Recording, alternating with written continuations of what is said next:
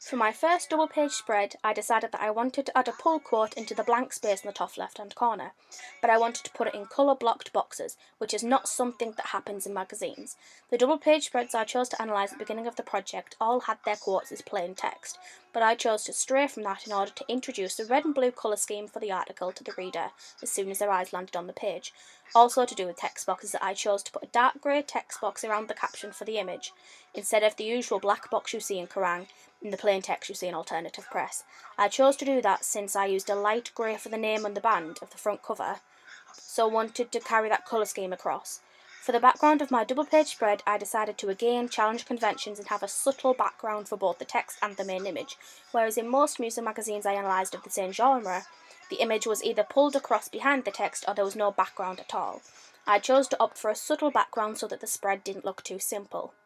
In most magazines like the one shown, they opt for changing the colour of the questions and making the font slightly bigger to differentiate from the answer.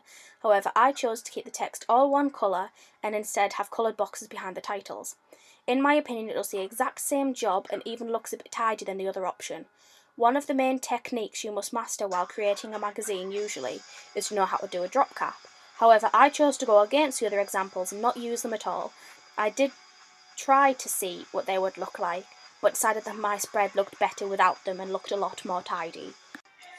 For a lot of my double page spread, I took influence from the motionless and white double page spread by Alternative Press, with the layout of the image as one full page, but also with the title. I decided I wanted to have the first word of my title on a slant, but I chose to develop their version and put my title at the top of the second page and overlap onto the first one, instead of going straight across both pages in the middle. I wanted the title at the top because it says before you start your day. So to go along with that, I wanted it to go right at the beginning, before any text. It wouldn't really make as much sense if it was in the middle of the article. In quite a lot of magazines, you will often find that the images used, there will be at least one close-up and one of them with their instruments. I chose to follow that tradition, but instead of having them both their instruments, I chose to have the singer standing behind the drummer instead of sitting at a piano, in order to have a portrait image with enough detail in it without having to cut everything out. All of the magazines I looked at had the name of their magazines alongside the page numbers, and all of the page numbers were at the bottom outside of each page. I think it's effective and looks professional, so chose to do the same thing with my page numbers. Throughout my double page spread, I chose to solidify my house style by using the same fonts as the cover and contents page, the same gutter width, and the theme of having something slanted on each page, in this case the first word of the title. I also continued through with the mainly blue and red colour scheme in order to keep things consistent.